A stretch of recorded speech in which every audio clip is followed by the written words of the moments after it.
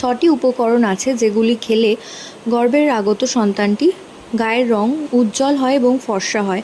তো প্রথমত মনে করা হয় গর্ভাবস্থায় যদি দুধ খাওয়া হয়, তো দুধ খাওয়ার ফলে গর্ভের আগত সন্তানের ত্বক সুন্দর হয় এবং তার সাথে সাথে কিন্তু তার চামড়াও ফর্সা হয়, এরকম মনে করা হয়। এরপরে হচ্ছে লেবু এবং টমেটো, দুটোতেই ভিটামিন সি থাকে, যেটা শিশুর ত্বক গঠনে খুব উপকারী ভূমিকা গ্রহণ করে এবং তার সাথে সাথে কিন্তু শিশুর চামড়ার ঔজ্জ্বল্য বাড়িয়ে তোলে।